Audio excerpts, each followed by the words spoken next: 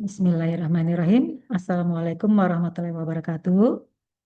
Waalaikumsalam warahmatullahi wabarakatuh. Oke, sebelum kita mulai, saya perkenalkan diri dulu ya. Saya Yuli Kristianingsi, SPD MKM, lulusan Pasca Sarjana Kesehatan Masyarakat Universitas Indonesia.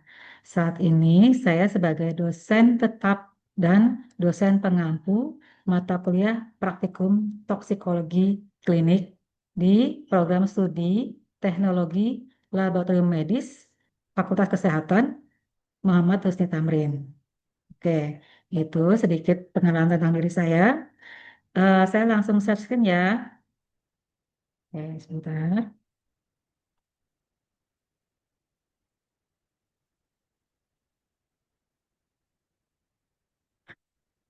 Oke, untuk pertemuan kali ini kita akan membahas tentang bagaimana cara menguji formalin ya. Judul praktikumnya adalah uji kualitatif dan uji kuantitatif formalin pada makanan. Nah, sebelum kita memulai bagaimana cara prosedur untuk menguji formalin pada makanan, sedikit saya kupas tentang formalin. Oke, apa sih kegunaan formalin? Nah, ternyata formalin ini banyak digunakan untuk kebutuhan atau kehidupan sehari-hari ya. Contohnya adalah pertama sebagai pengawet mayat, pembasmi lalat dan serangga pengganggu lainnya, desinfektan, bahan pembuat sutra sintetis, zat pewarna, cermin, dan kaca. Pengeras lapisan gelatin dan kertas dalam dunia fotografi, bahan pembuat pupuk dalam bentuk urea, bahan untuk pembuatan produk parfum, bahan pengawet produk kosmetik dan pengeras kuku, pencegah korosi untuk sumur berminyak, kemudian sebagai pengawet furnitur. Nah, ini pengawet furnitur, seandainya kalian membeli furnitur baru seperti buffet, lemari, kemudian kalian buka lemari atau buffetnya, kalian seperti merasakan matanya itu pedih ya. Pedih kemudian seperti berair, keluar air matanya. Nah, menandakan bahwa furnitur tersebut menggunakan formalin sebagai pengawetnya. Oke, lanjut. Nah, apa saja sih bahaya formalin jika masuk ke dalam tubuh manusia? Yaitu bahaya utamanya adalah jika tertelan, formalin ini akan membahayakan bagi manusia ya, karena menimbulkan kanker. Karena sifatnya formalin ini adalah karsinogenik, yaitu pencetus kanker pada manusia. Kemudian bahaya jangka pendeknya atau akutnya, apabila tertelan, mulut, tenggorokan, dan perut terasa terbakar. Sakit saat menelan, mual, muntah, dan diare. Sakit kepala, hipotensi, kejang, menyebabkan kerusakan hati, jantung, otak, limpa, pankreas, sistem saraf pusat, dan ginjal.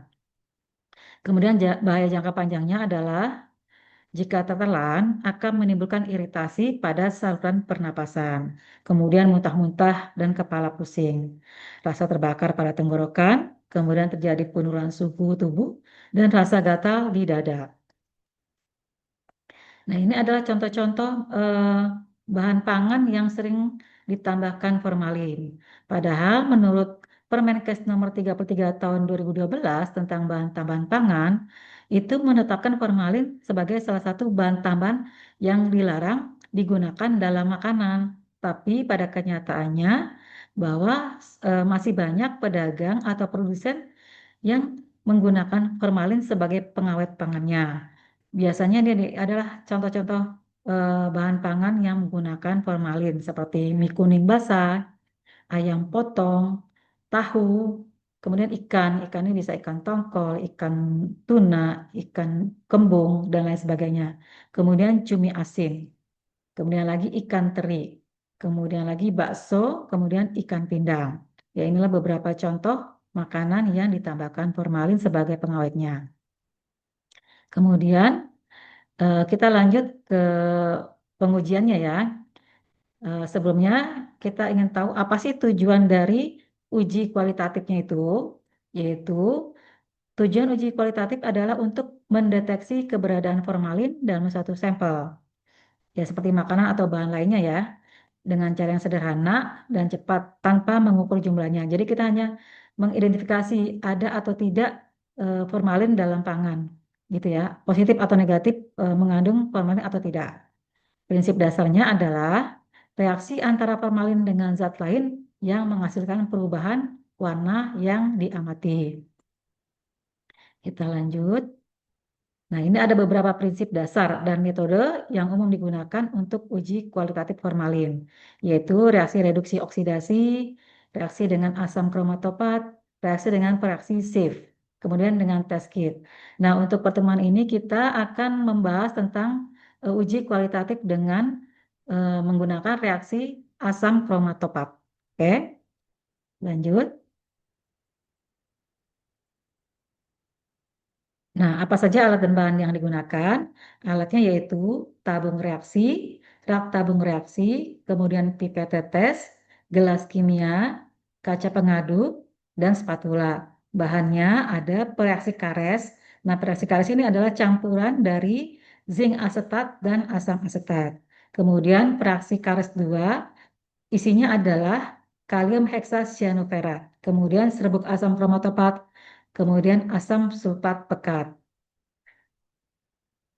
Nah, cara kerjanya adalah, jadi di sini sampelnya bisa cair dalam bentuk cair dan dalam bentuk padatan ya. Kalian bisa pilih sampelnya apa. Jika bahan ujinya berbentuk cair, langsung kita masukkan ke gelas kimia. Ya, tambahkan 1 ml fraksi karet 1 dan 1 ml fraksi karet 2. Kemudian dihomogenkan. Setelah dihomogenkan, kemudian kita saring. Nah, nanti didapat filtratnya ya. Filtratnya itu yang beningannya. Nah, filtrat itu kita ambil 2 mili dan kita masukkan ke dalam tabung reaksi. Kemudian untuk yang sampelnya padat seperti ikan, ayam potong, cumi asin, tahu. Nah, itu harus dihancurkan dulu. Ya, setelah hancur, kita masukkan ke dalam gelas kimia. Kemudian kita tambahkan aquades. Kita aduk dulu ya sebelum ditambahkan beraksi kares. Setelah diaduk, kita tambahkan 1 mili reaksi kares 1 dan 1 mili reaksi kares 2. Kemudian kita homogenkan. Kita saring, sama seperti yang poin 1, kita ambil 2 mili filtrat, kita masukkan ke tabung reaksi. Kita lanjutkan, nah setelah masuk ke tabung reaksi, itu kita tambahkan 1 mg asam kromatopat. Ya, kita homogenkan lagi di sini. Kemudian kita tambahkan lagi kurang lebih 1 mili asam sulfat pekat dengan hati-hati tetes demi tetes di lemari asam. Kemudian kita diamkan 5 menit, kita tunggu 5 menit. Nah, setelah 5 menit akan kita lihat apakah terjadi perubahan warna ungu. Jika terjadi perubahan warna ungu, berarti sampel yang kalian uji itu mengandung formalin. Tetapi jika sampel kalian itu tidak muncul warna ungu, berarti sampel kalian itu negatif formalin. Ya, seperti itu ya. Nah, ini adalah contoh dari pengujian sampel makanan. Di sini terlihat bahwa semua sampel ini mengandung formalin, ditandai dengan terbentuknya warna ungu di bagian atas ini ya. Kita lihat ini adalah sampel yang positif mengandung formalin. Oke, kita lanjutkan. Nah, setelah kalian selesai melakukan uji, nanti kalian laporannya masukkan ke dalam tabel. Ya, nomor jumlah sampelnya ada berapa, kemudian tuliskan sampel apa saja yang kalian uji, kalian amati perubahan warnanya. Jika terjadi perubahan warna, di sini kalian tulis ungu gitu ya. Berarti kalau warnanya ungu, di sininya berarti sampelnya positif. Nah, seandainya tidak ada perubahan warna, berarti tidak berubah warna ungu. Berarti di sini ditulisnya negatif ya. Oke. Itu adalah tentang pengujian kualitatif. Jadi, setelah sampel diuji kualitatif ini terlihat positif, itu biasanya dilakukan pengujian berikutnya, yaitu pengujian kuantitatif, di mana pengujian kuantitatif ini adalah untuk menentukan kadar suatu senyawa dalam sampel atau menetapkan banyaknya suatu zat yang ada di dalam sampel. Metode yang digunakan yaitu bisa asidi alkalimetri, bisa juga spektrofotometri. Nah, kali ini kita akan melakukan uji formalin dengan cara spektrofotometri. Oke, saya lanjutkan. Alat dan bahannya yaitu alatnya ada labu destilasi, alat destilasi, gelas kimia, gelas ukur, spatula, kaca pengaduk, tabung reaksi, lampu spiritus, water bath, dan spektrofotometer. Dan bahan yang digunakan adalah baku formalin. Ya, ini untuk pembandingnya ya, menggunakan formalin yang murni. Kemudian ada pereaksi NAS. Nah, pereaksi NAS ini adalah isinya terdiri dari amonium asetat, asam asetat, dan asetil aseton. Kemudian asam fosfat. Kemudian cara kerjanya, nah di sini kita untuk pengujian formalin menggunakan spektrofotometer itu ada 3 larutan ya, larutan blanko, larutan baku, dan sampelnya itu sendiri gitu. Jadi kita pertama membuat larutan blanko dulu gitu ya. Nah blankonya itu caranya adalah dimasukkan 20 mili air suling ke dalam labu destilasi. Jadi kalau blanko ini isinya adalah air suling. Kemudian tambahkan 1 mili asam fosfat dan dihubungkan dengan alat penyuling. Kemudian disuling perlahan dan ditampung sulingannya ke dalam gelas ukur hingga diperoleh hasil sulingan sebanyak 3 mili. Kemudian eh, hasil sulingannya itu dipipet ya masukkan ke dalam tabung rasi. Setelah masukkan ke tabung rasi, kita tambahkan 1 mili aquades dan 2 mili praxinas. Kita panaskan di atas water bath dengan suhu 30 derajat sampai kurang lebih 30 menit. Setelah 30 menit kita dinginkan ya karena kan kalau masuk ke spektrofotometer dalam keadaan panas itu nanti akan merusak spektronya. Jadi kita diamkan dulu sampai larutannya itu dingin. Nah, setelah dingin kita masukkan belangko ke dalam kuvet dan digunakan pada panjang gelombang 415 nanometer. Ya, itu sudah larutan belangkonya sudah jadi ya. Sekarang kita masuk ke pembuatan larutan bakunya nih. Bakunya itu diambil dari eh, formalin murni. Nanti kalian ambil formalin murninya meskipun dia bentuknya cair, tapi kita untuk membuatnya itu harus ditimbang ya, karena satuannya adalah gram berarti berat berarti harus ditimbang. Yaitu ditimbang seksama kurang lebih 2,67 gram larutan formalin atau formaldehid dengan konsentrasi 37,4%. Kita masukkan ke dalam labu ukur 1000 mili, diencerkan dengan air suling atau aquades hingga 1000 mili. Kita homogenkan, kita bolak-balik ya supaya larutan dalam labu tersebut homogen. Setelah jadi, kemudian kita pipet 10 mili larutan yang sudah jadi ini, kita masukkan ke dalam labu ukur 100 mili. Kemudian kita encerkan dengan aquades hingga 100 mili. Nah, di sini sudah dibuat larutan formalin dengan konsentrasi 100 ppm. Untuk membuat deret ukur formalinnya, kita buat konsentrasi ukur deret ukur ya dari larutan yang 100 ppm ini. Pertama kita buat konsentrasi 2 ppm, 3 ppm, 5 ppm, 7 ppm, 10 ppm, dan 12 ppm. Nah, ini tujuannya untuk membuat kurva baku. Kemudian, ini cara pembuatan kurva bakunya. Siapkan alat, bahan, dan reaksi untuk proses destilasi. Kita pipet 20 ml larutan baku yang sudah dibuat tadi, itu tadi yang konsentrasi 2 ppm, 3 ppm, 5 ppm, 7 ppm, 10 ppm, dan 12 ppm. Kita masukkan ke dalam labu destilasi, ditambahkan 10 ml aquades, dan ditambahkan 1 ml asam fosfat 10%. Kemudian kita hubungkan ke alat penyuling. Ya, kita sudah siapkan ya alat penyulingnya ya. Jangan lupa air kerannya dinyalakan supaya eh, pendingin balik itu lancar, baik masuknya maupun keluar airnya ya. Jangan sampai kita lupa menyalakan air kerannya karena itu adalah fatal supaya tidak terjadi eh, kesalahan ya. Karena kalau tidak ada air mengalir tidak akan terjadi penyulingan. Suling perlahan-lahan, tampung sulingan ke dalam gelas ukur hingga diperoleh 3 mili sulingan. Jadi setelah dilakukan proses destilasi, itu air air akan masuk ke dalam gelas ukur atau wadahnya. Itu nanti kita ambil cukup 3 mili.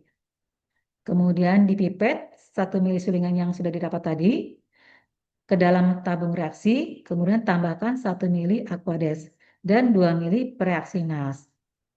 Diinkubasi dalam water bath pada suhu 37 derajat selama kurang lebih 30 menit. Setelah 30 menit kita ukur dengan spektrofotometer dengan panjang gelombang maksimum yaitu 415 nanometer. Oke, kita sudah buat kurva bakunya. Sekarang kita masuk ke sampelnya ya. Sampel sebenarnya sampel baku dan blanko itu adalah cara kerjanya sama, cuman beda isinya. Kalau blanko itu hanya Aquades. Kalau baku itu isinya formalin. Nah, kalau sampel berarti sampel yang akan kita uji apa gitu ya. Pertama, untuk uji sampelnya, sampel yang sudah dipersiapkan ditimbang kurang lebih 20 gram. Dihomogenkan dengan air suling 20 mili, masukkan ke dalam labu destilasi. Nah, ini sama ya seperti tadi yang kualitatif ya. Misalkan sampelnya bentuknya padatan, kita harus hancurkan dulu supaya memudahkan terjadinya reaksi. Ya, supaya memudahkan pada saat penyulingan itu kadar formalin yang dimasukkan ke dalam sampel itu bisa terurai. Kemudian diasamkan dengan asam fosfat, ditambah 1 mili asam fosfat agar berlebih dan dihubungkan ke alat penyuling. Jadi sini maksudnya pertama sudah ditambahkan asam fosfat ya maaf, kemudian ditambahkan lagi asam fosfatnya supaya berlebih ya. Kemudian kita destilasi perlahan-lahan, kemudian ditampung penyulingannya ke dalam gelas ukur hingga diperoleh 3 mili. Sama ya seperti yang tadi ya. Kemudian kita pipet 1 mili ke dalam tabung reaksi, ditambah 1 mili air suling dan 2 mili bereaksi NAS. Kemudian larutan tersebut dicampur hingga homogen. Kita panaskan dengan water bath kurang lebih 37 derajat. Waktunya sama seperti tadi, 30 menit. Kemudian kita ukur serapan dalam kuvet dengan panjang gelombang 415 nanometer ya. Jadi semua pada saat kita mengukur itu harus berbarengan antara blanko, baku dan sampel ya. Jadi jangan jangan satu-satu karena kan supaya pengukurannya itu terukur gitu ya, terarah jadinya tidak eh, tidak berbeda waktunya, jadi harus sama. Oke, nah ini data yang sudah terkumpul. Ya setelah kita uji ada yang positif, ada yang negatif tadi yang kualitatifnya. Kemudian ini adalah rumus untuk berapa sampel yang positif. Kita yang di atas ini adalah sampel jumlah sampel yang positif. Misalkan sampelnya ada 20, yang positif misalkan ada 10 ya. Berarti di sini di atas ini 10, kemudian jumlah seluruh sampelnya 20, berarti 10 per 20 kali 100. Nah, didapatkan persennya berapa? Gitu. Kemudian, nah ini adalah rumus perhitungan kadar formalin yang tadi menggunakan spektrofotometer. Kemudian, eh, kadarnya itu adalah C, yaitu konsentrasi yang didapat dari pengukuran di spektrofotometer. Kemudian 3 ini adalah sulingan yang ditambung tadi yang pada saat menyuling kita tambung 3 mili gitu ya. Kemudian berat zat yang ditimbang. Berapa berat zat? Yaitu tadi yang 20 gram untuk sampel. Kemudian, nah ini data penimbangan sampel, ya sampelnya apa? Kita sebutkan, kita tulis di sini. Kemudian beratnya berapa? Ya beratnya sesuai dengan yang ditimbangan. Ya bukan berat pada saat di prosedur. Jadi misalkan beratnya di prosedur 20 gram, kemudian di timbangan dapatnya 20,1234 gram. Nah ini yang dipakai bukan yang 20 gram tadi ya, karena sesuai dengan yang tertera di timbangan. Kemudian pada saat pembacaan spektrofotometer ini blanko, bakus, sampelnya mungkin sampelnya ada dua, kemudian ada atau memang pengulangan, ini kita tulis misalkan pengulangan sampelnya sama, itu pengulangan satu dan pengulangan dua, ya sampel satu dan sampel dua. Blankonya semua sama ya, panjang gelombangnya sama, kemudian serapannya, nah itu adalah yang didapatkan dari pembacaan spektrofotometer. Kemudian kita lanjutkan. Oke, untuk materi sudah selesai. Silakan jika ingin ada yang bertanya, boleh.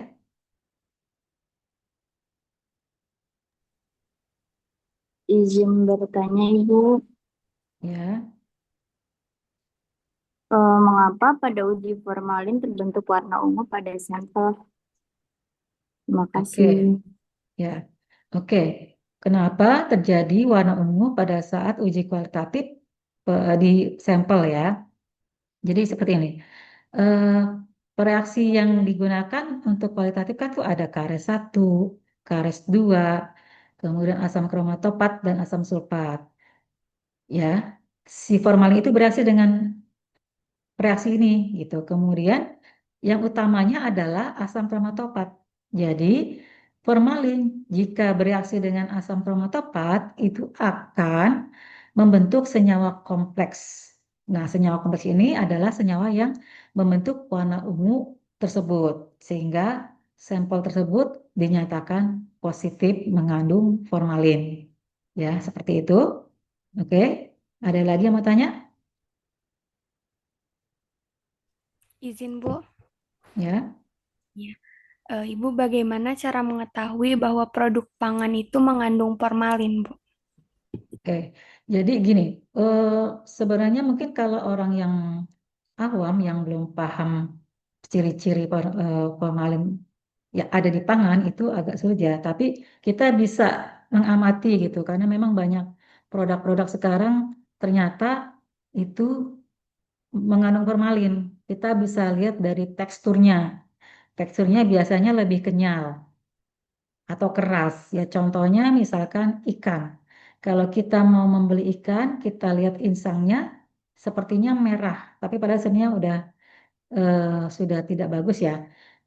Jika kita tekan dagingnya, nah itu biasanya kalau ikannya mengandung formalin, itu pada saat kita tekan, itu akan kembali lagi seperti bentuk semula, menandakan bahwa ikan itu mengandung formalin ya dari tekstur nih dari teksturnya ya dia lebih kenyal kalau lebih kenyal contohnya tahu itu kan karena tinggi protein jadi dia sebenarnya mudah rusak tapi karena ditambahkan formalin si tahu tersebut jadi bentuknya jadi lebih lebih rapih ya tidak mudah hancur biasanya kalau yang mengandung formalin dia eh, kompak gitu kotaknya bagus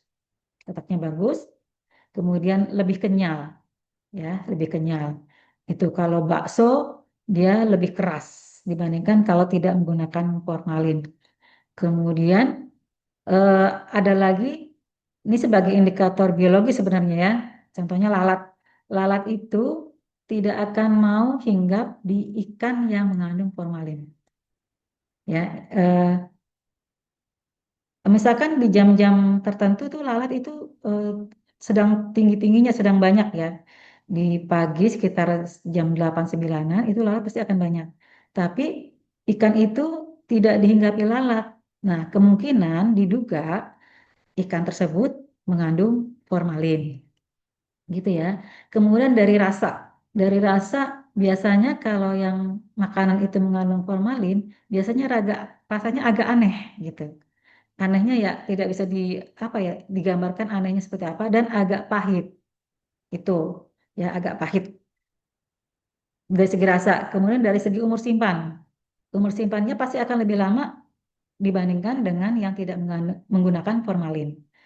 Ya misalkan pedagang mie kuning, pedagang tahu, ya pedagang lainnya itu karena saat ini hari ini dia dagangannya tidak habis jika dagangannya itu menggunakan formalin bisa dijual lagi untuk keesokan harinya gitu ya karena menggunakan formalin tapi kalau seandainya contohnya tahu. Tahu itu tidak menggunakan formalin, diletakkan di suhu ruang atau di luar ya, karena kan berdagang di luar. Nah, itu akan cepat rusak. Dalam sehari pun dia sudah mulai eh, berbaunya kurang enak gitu ya, tahu ya. Nah, itu banyak ya. Contohnya mie kuning basah. Itu juga terlihat banget deh kalau mie kuning basah tuh bentuknya lebih bagus dibandingkan mie kuning yang tidak menggunakan formalin. Ya, dari segi umur simpan dia lebih lama dibandingkan yang tidak menggunakan formalin. Oke. Nah, ini ada tips ya, eh, bagaimana cara mengurangi kadar formalin pada sampel pangan. Ini juga sudah diuji di beberapa penelitian, menyatakan bahwa dengan beberapa perlakuan ini, itu bisa mengurangi kadar formalin meskipun tidak 100% ya dalam sampel ya, tapi eh, paling tidak sudah bisa mengurangi kadar formalin dalam makanan kita gitu ya. Contohnya misalkan caranya itu dengan cara pemanasan. Pemanasan itu bisa dengan perebusan, bisa dengan pengukusan, bisa juga dengan perendaman, ya. Berarti dikukus, contohnya misalkan ikan pindang bisa dikukus, tahu juga bisa dikukus, cumi asin itu direndam, tahu juga bisa direndam dengan air panas, ya. Karena eh, pemanasan, jadi karena sifat formalin itu mudah menguap, nah dia terbawa uapnya dari proses pemanasan tersebut ya. Jadi caranya yaitu dengan perebusan, dengan pengukusan, dan dengan perendaman ya. Tapi tidak pemanasan tidak disarankan dengan yang digoreng ya, karena beda ada medianya. Kalau digoreng medianya adalah minyak minyak goreng. Nah itu sudah masuk proses selanjutnya. Jadi sebelum kita contohnya misalkan tahu ya, itu kita rendam air panas, didiamkan beberapa saat, kemudian kita goreng, boleh ya. Jadi jangan langsung digoreng. Itu penguraian si formalin itu beda dengan sebelum kita rendam. Oke. Ada pertanyaan lagi? Sudah cukup, Ibu. Terima Oke, kasih. terima kasih untuk waktunya. Nah, nanti kita praktikum terkait uji kualitatif formalin dan kuantitatifnya di lab kimia besok ya. Baik, Ibu. Baik, Oke, Ibu. siapkan sampelnya yang sudah ditentukan tadi. Oke, untuk hari ini saya rasa cukup. Terima kasih atas perhatiannya. Sampai jumpa di esok hari di lab kimia. Oke, wassalamualaikum warahmatullahi wabarakatuh. Waalaikumsalam. Waalaikumsalam warahmatullahi wabarakatuh. Terima kasih, Ibu. Oke.